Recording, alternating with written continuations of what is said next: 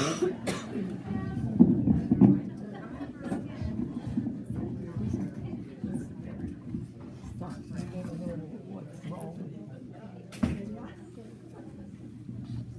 sure it was turned on. The Lord's in charge, I can tell that. The devil was trying to derail things here. Okay, well, welcome to all of you. It's so good to see all of you here this morning, early on a Monday morning. Let's just say a prayer and ask Mary, our patroness, to intercede for us this morning and to bless Mikayla. In the Father, and of the Son, and of the Holy Spirit, amen. Hail Mary, full of grace, the Lord is with thee. Blessed art thou among women, and blessed is the fruit of thy womb, Jesus. Holy Mary, Mother of God, pray for us sinners, now and at the hour of our death. Amen. In the Father, and of the Son, and of the Holy Spirit, amen. Turn over to Mikayla Koble. Let the Holy Spirit use her.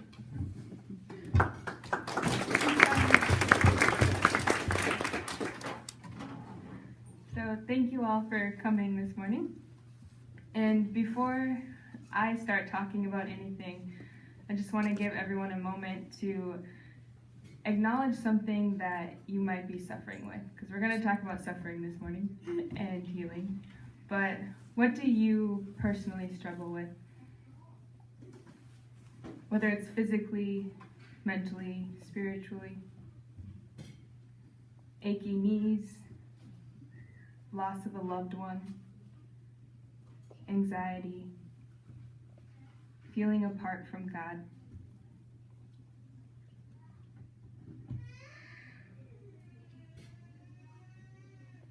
There are lots of different types of sufferings, as well as different ways that we perceive them. And so I'm going to share my personal perspectives that I have gone through in my life, and maybe you'll relate to some of them, and maybe not. But I hope that my story will help you to allow God into your own suffering so that He can bring healing to you in whatever way that is, in whatever way He wills. And so the first perspective of suffering that I can recall in my life was that it was a burden. And I had the mindset of a Stoic. I remember learning about Stoics in world history, and I was like, those are my people, because they embraced hardship as without showing anything. And it was just this whole notion of being strong and being able to handle anything without complaining. And that's kind of the mindset that I had taken on for a large part of my life. And I thought that suffering had to be dealt with independently. I didn't share what I was struggling with other people because I didn't want to complain, and I didn't want to sound like I was whining. And I thought that other people's problems were bigger than mine, and I didn't think that anyone could help me with what I was struggling with. I didn't think God could help me either. I didn't know that that was a possibility.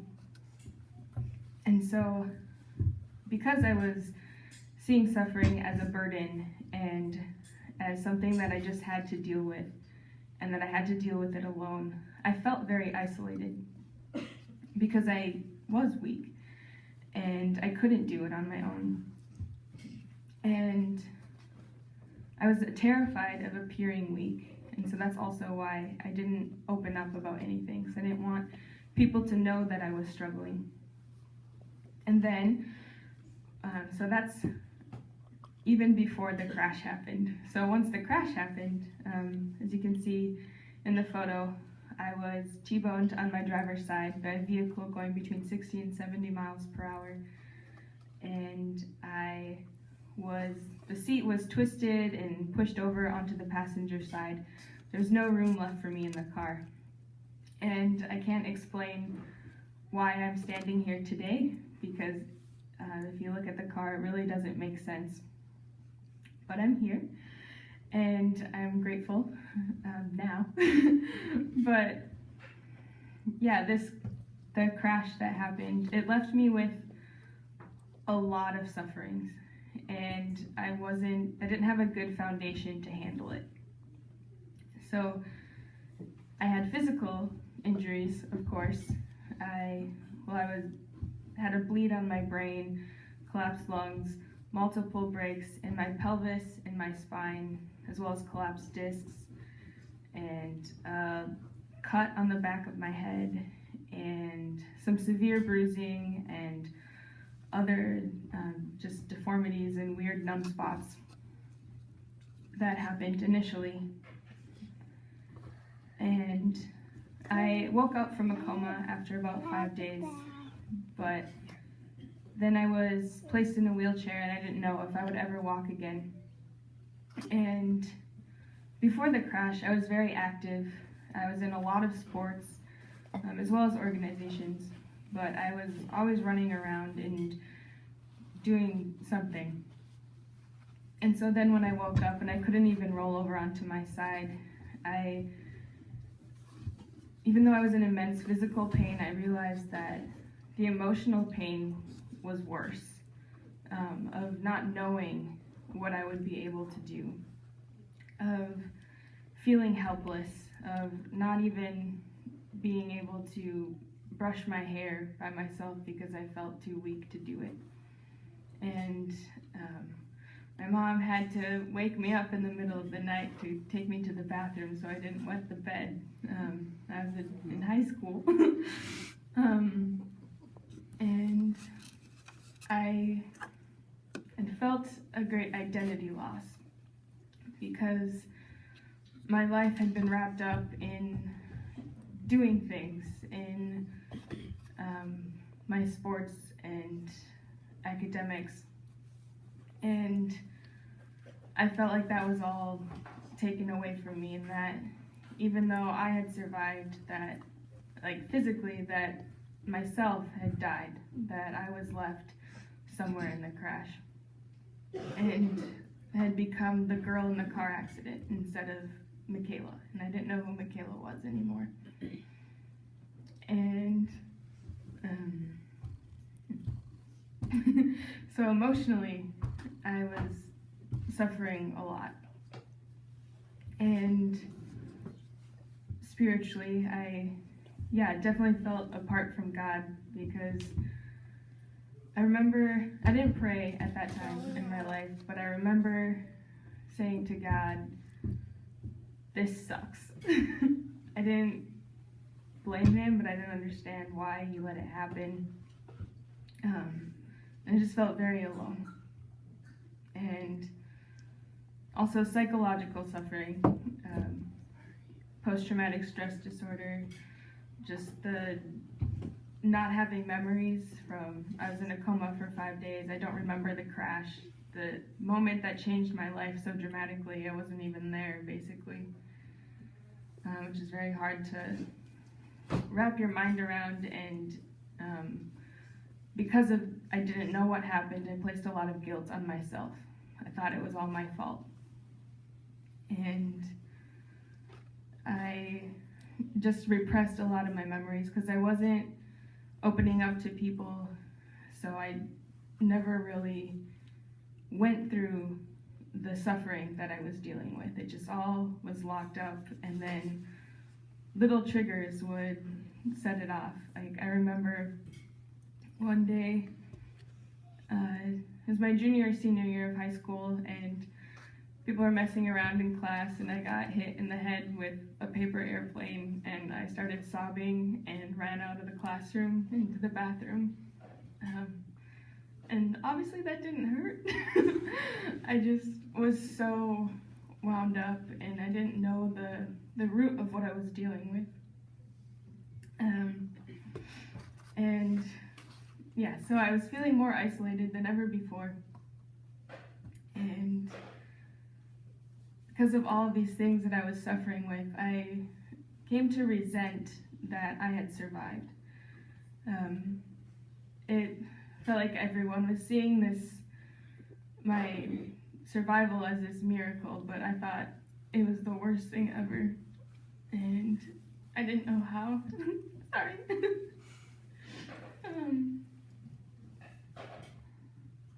I didn't know how to express that because I felt guilty for how I felt.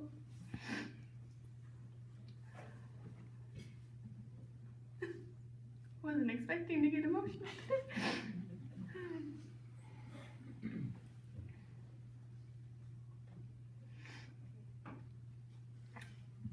So, seeing pain as a burden was not very helpful in actually going through the suffering. It just built on it. And then, so 2 years after the crash, I was in Rome, and one of the leaders on the trip pulled me aside because he had heard about what had happened to me. And he was talking to me about the concept of offering pain up for others, and maybe I had heard it before, but it had never stuck with me. And I this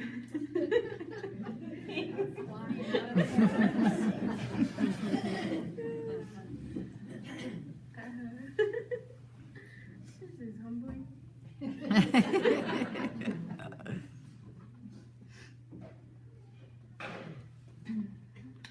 So someone was talking to me about offering my pain up for others, and that was the first time that I thought that my suffering didn't have to be worthless, that it could be used for something greater. And that gave me hope. I wasn't sure what that meant or what it looked like, but it gave me a little glimmer of hope. And then, once I was in college and through some people who were sharing their lives with me and being patient with where I was at, I had started a prayer life and giving God a chance to work in my life. And through this relationship that had formed with the Lord, I finally had someone who I could offer my pain up to, because it wasn't enough to just let go of it. You have to give it to someone. And so I started to offer my pain up and to unite it with the sufferings of Christ. And then I kind of went down the other path of seeing my pain as my purpose. And I became attached to suffering because I thought that my worth was in the suffering.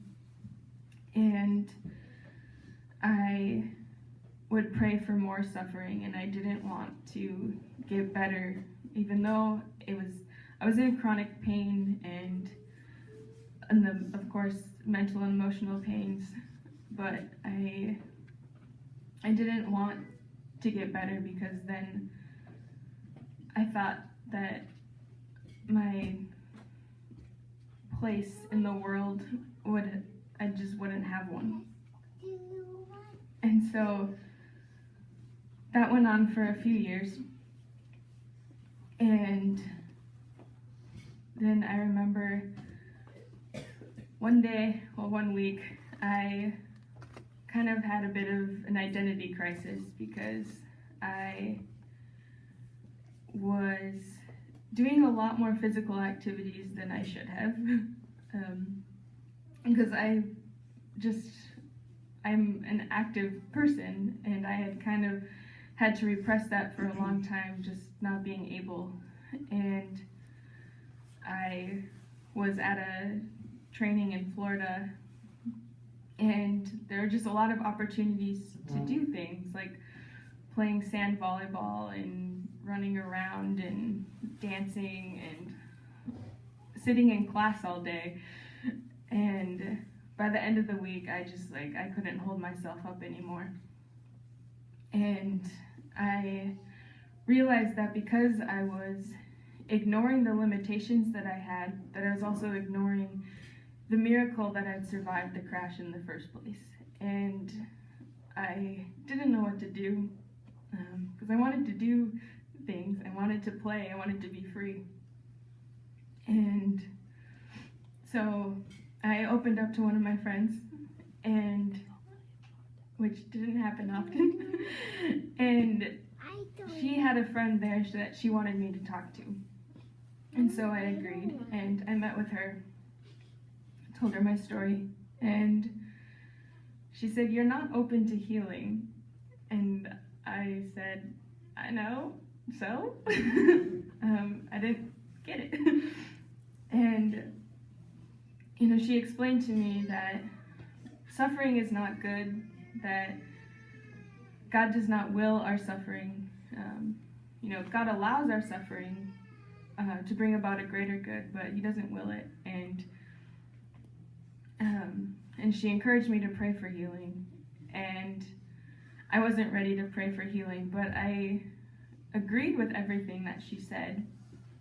And so I realized that I was in the wrong, and I couldn't just switch it. And so I prayed to be open to healing. And every day I would ask for the intercession of St. Bernadette to be open to healing. And God was working in that time, but I still wasn't. And so, 9 months had passed, and I was praying with scripture. And in the passage, Jesus says, "Do you wish to be made well?" And I was like, "No." And I was really frustrated because I felt like he wanted me to say yes, and I couldn't. And I was so frustrated with myself for not wanting what he was asking me. And so I opened up to someone, and that person helped me. He described it, he used this analogy of a dark room, that, we're in a dark room, we can't see anything, but we're familiar with it. And, we can feel around the room, we know where everything is, but then Jesus is standing at the door, and he's holding it open, and it's bright outside, and he's inviting us to come out, but we're afraid because we're used to where we're at. And even though what he has to offer is so much better, we stay in our suffering. And so that helped me, but I still wasn't ready to want it. But that weekend, I was on a retreat that happened to be led by the woman that I had spoken to the summer before, who lived in I met her in Florida, and she was from Colorado, and she led a retreat in South Dakota. So just God makes things happen. But she came to lead a retreat for us and our students. And one of the main aspects of the retreat was healing. And we had to sit in front of Jesus in the Blessed Sacrament and reflect on what we needed healing from. And I just sat there like, well, God, I need healing from not wanting to be healed. And because it wasn't even just physical healing, I needed to want it. And so I was sitting there, and in prayer, just a whole list of lies and fears that I had came to me, and so I wrote them all down. They included, as I mentioned, that my worth was in my suffering, that my suffering wasn't even that bad, and I was just weak. If God would take it away, that meant I couldn't handle it, and just all of these fears that I had. And I went to go talk to a spiritual director on the retreat, and he brought up a passage where the leper goes to Jesus and he says, "Lord, if you wish, you can make me clean." And that was a passage I had prayed with before and had really resonated with. It's like, yeah, if God wants me to be better, then he can do it. But I was also saying, like, but I hope you don't, so don't. But then Father continued and he said, and then Jesus' response, and that's where I felt really dumb because I never thought to look at Jesus' response. But Jesus says, "I do wish, be made well." And so through this conversation and my prayer and all these things, I came to acknowledge that Jesus did desire my healing. And so then, after acknowledging, bringing to light all of these lies and fears, I wasn't afraid of it anymore. But that just led me to a place of indifference because I didn't see how it could get better. I knew that God is powerful and he can do whatever he wants, but I didn't see why he would and why in my life. And I thought, like I can handle it. You don't have to. And I didn't want to start resenting the suffering that I had. And so I just kind of became indifferent. And that stage didn't last too long because the weekend ended and my teammates, my coworkers, we were all at someone's house, and one of them, he brought his infant with, and baby was crying. And so I took baby John Paul and I was, doing the bouncy thing, and only for a few minutes, and he was a very tiny baby. But the next morning I woke up and I was in so much pain. I could hardly move, and I knew it was just from those few minutes of holding the tiny baby. And I went to prayer that morning, and I was praying with the Annunciation, and the angel Gabriel tells Mary she will conceive a son. And I was just heartbroken because I had, really desired to be a wife and a mother, and it just all kind of came together that I wasn't capable, that I could hardly support myself, and to take care of the lives of others was just, I couldn't do it. And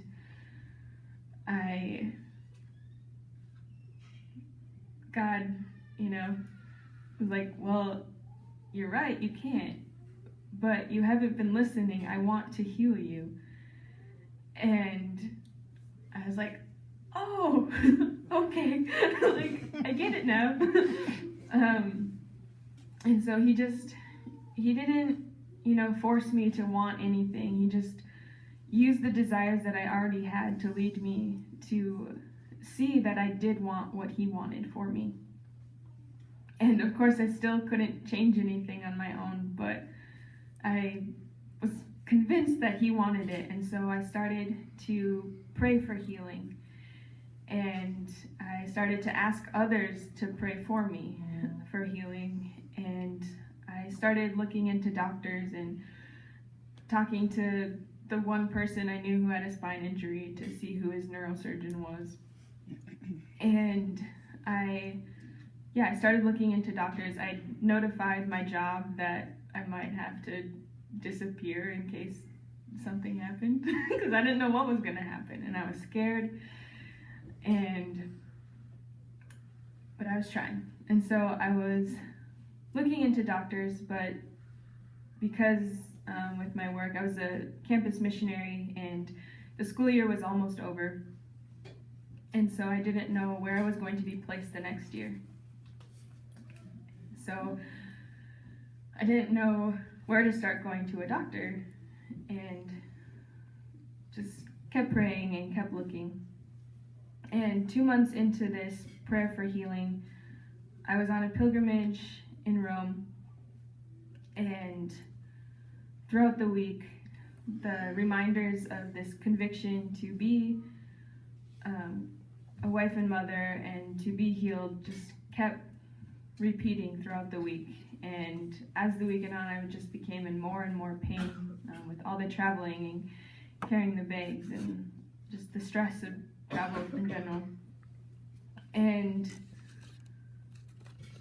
towards the end of the first week, we were having Mass in the room that St. Ignatius of Loyola died in, who I had learned a lot from in my life about prayer and discernment and suffering as well. He had gone through great suffering in his life after being hit by a cannonball and shattering his legs.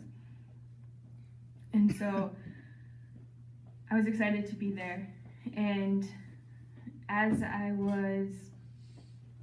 received Jesus in the Eucharist, I went back to my spot. I was kneeling there in this small room right in front of the altar, and I was just so joyful because of the mercy that God had had in my life to spare me in the crash and then give me a chance to still know him while I was here, and then to share him and to have this experience back in Rome and meeting these new people and learning about St. Ignatius and just all the things. And I suddenly realized that my back didn't hurt anymore.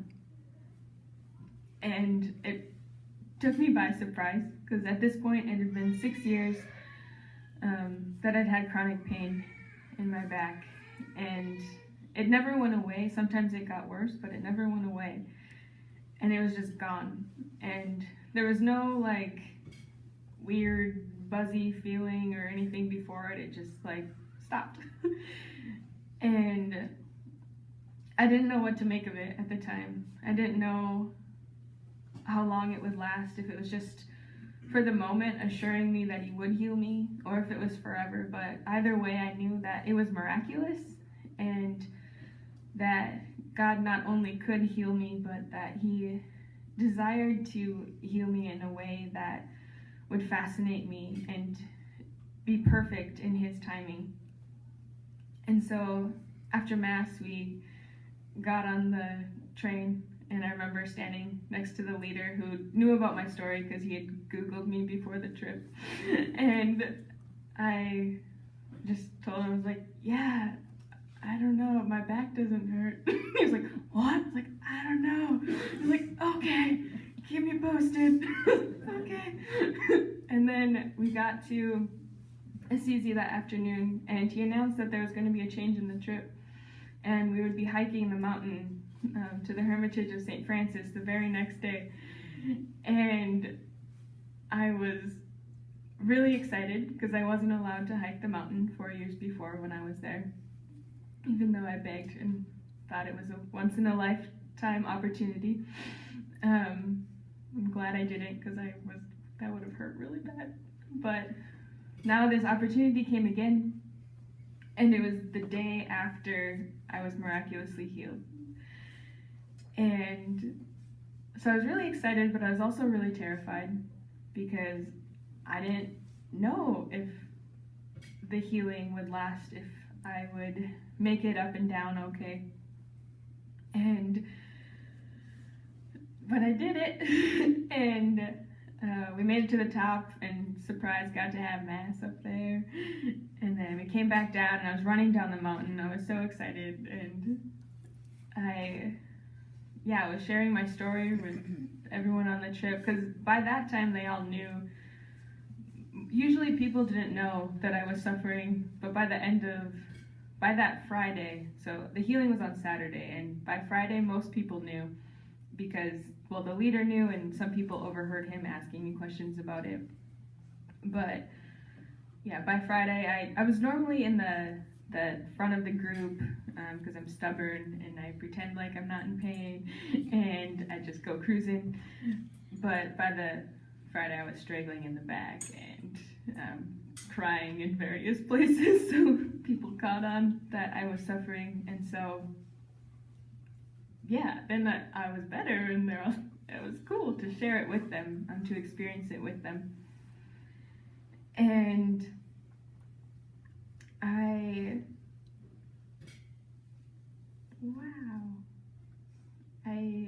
skipped, so in between being, so, okay.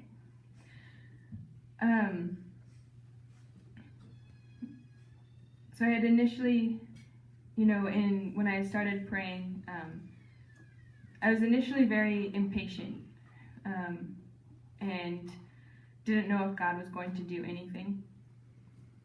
But he had brought me, a few days into that impatience and fear of what was going to happen or not happen. He led me to 1 Colossians, and I want to read you a verse from that. It says, "May you be made strong with all the strength that comes from his glorious power, and may you be prepared to endure everything with patience, while joyfully giving thanks to the Father, who has enabled you to share in the inheritance of the saints in the light."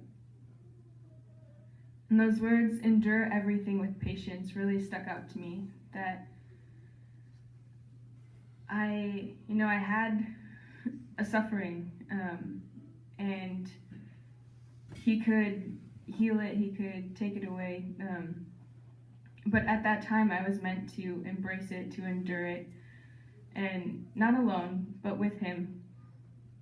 And at that point, that week, I started writing a book called Endure Everything with Patience, a personal journey through suffering. And I didn't know that I was going to be miraculously healed.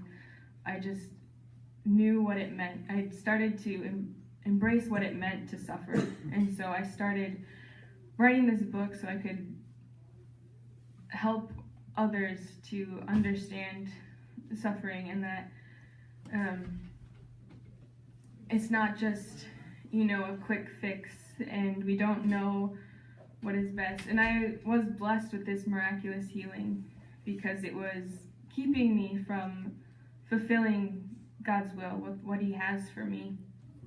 And I think also just to show everyone else what he is capable of his power and his goodness, of his love for us. And I think some people have, heard my story and kind of describe me as being lucky, or like it's all, I was hurting and now I'm better. And I think that just undermines God's power and his goodness, because it has nothing to do with luck.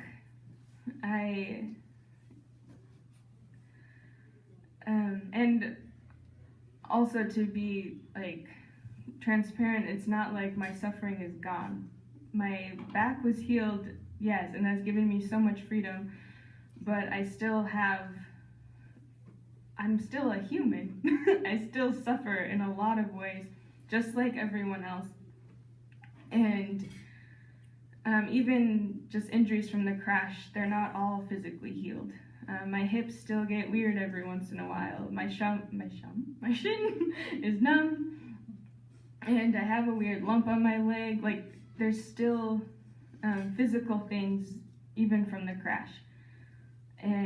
But my back made a full recovery, and that is what was limiting me from doing God's will. And I still struggle, just like everyone else. And I think it's easy for us to fall into traps of comparing ourselves to others, either of seeing other sufferings as worse than ours, that ours means nothing to God. That's not true. Even the littlest of sufferings matter to God.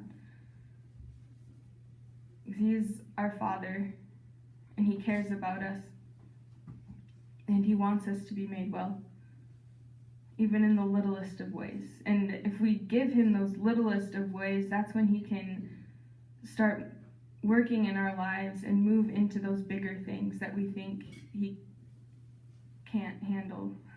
He's God, he can handle anything. So sometimes we compare ours is less. Then other times we think that our suffering is more than another person. And that's not true either, because we all have a different capacity for suffering. And so no one's is greater or less than anyone else's, because no matter what you're suffering with, really the suffering is our perception of it, because we can't handle anything on our own. But as Philippians 4:13 says, with Christ we can do all things. And so whatever you personally are suffering with, I invite you to bring it to light to the Lord, to share it with him, to allow others to help you. I know I was so shut in on myself, but as soon as I started opening up to others, that's when I was able to receive help, that God was able to work through the people in my life. And sometimes it's in a miraculous, physical healing, but most of the healing that I've needed has been emotional.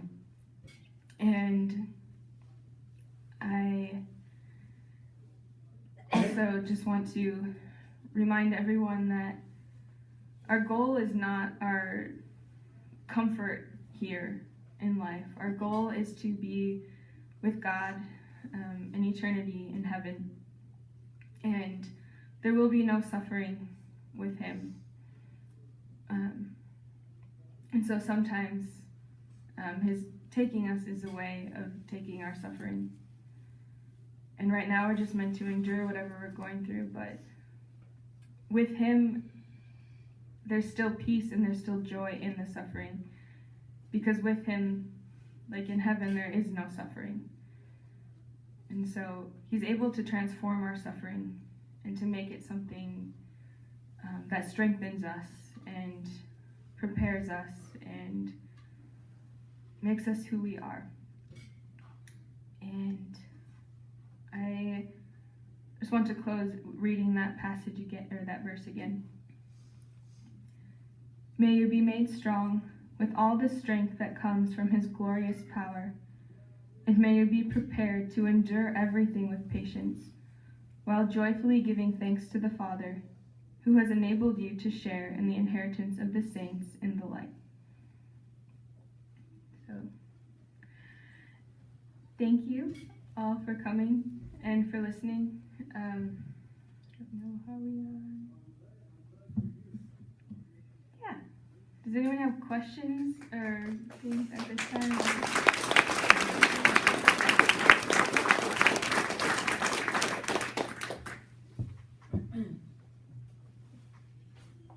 Thank you. Oh, yeah? What was the date you were healed?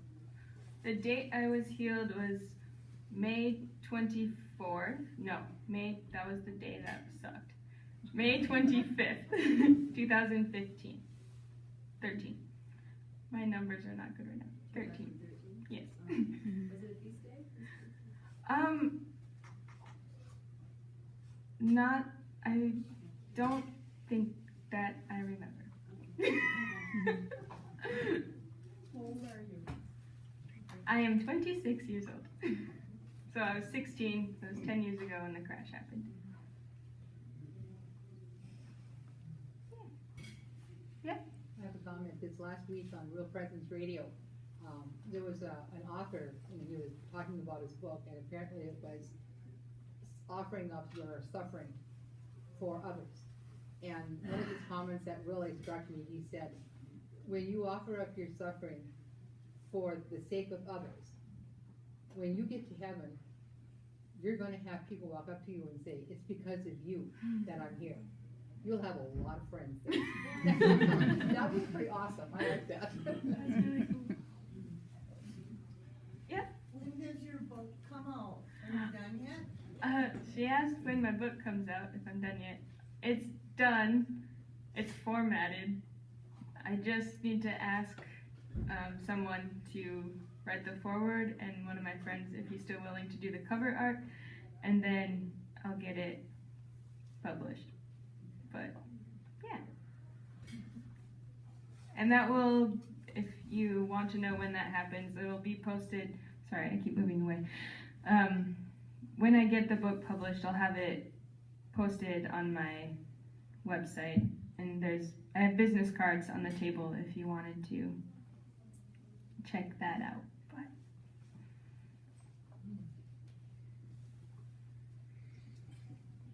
But I also wanted to know, are you going to be doing healing like you've just done in other places? I don't know. I have no idea what God has in store for me next. I just, one step at a time.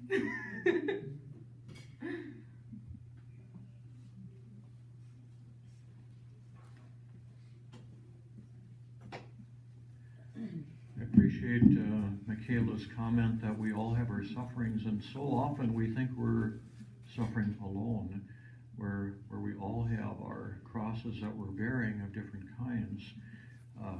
Her back is healed. And I think there's another healing that took place here too. She said she was very closed and didn't share much of herself. And now we hear the depths of her heart as she opens up as she has here. And it helps us to see that we are really very united, because we all have our suffering. We all have our crosses that we carry, sometimes very privately, but yet we're all a community trying to carry those crosses faithfully after Jesus. It's just so good to hear that they can have purpose, those sufferings. They can have a meaning if we accept them and unite them with Jesus' suffering and carry them after him for the good of whoever we want to offer our sufferings for. Last evening, Mikayla shared that her livelihood now comes mainly from these kinds of retreats. Someone asked about a free will offering. I thought, well, we'll do one on Tuesday evening, but I don't know if everyone will be here Tuesday evening. So what's in the basket there will go to Mikayla, and feel free to contribute anything. She's supporting herself, her apartment, her car, her travels, so she has to try to make a living out of all that. So if you can help her spread the good news of God's love and his healing power, please contribute what you can. And I know publishing a book isn't cheap either, because Father Mike Millard had published a book, and he had quite a huge investment to do that. So she hasn't mentioned how she hopes to do that, but I'm sure it's going to depend on people like you and me to help her to make that happen. Thank you so much for being here this morning. And again, we're going to be gathering this evening at 6:30. And what are you going to be talking about this evening? True dignity. True dignity. And then tomorrow evening, she's going to talk about the true presence of Jesus. That's very much a part of our Catholic understanding of the Eucharist. So again, thank you for being here this morning, and have a wonderful day.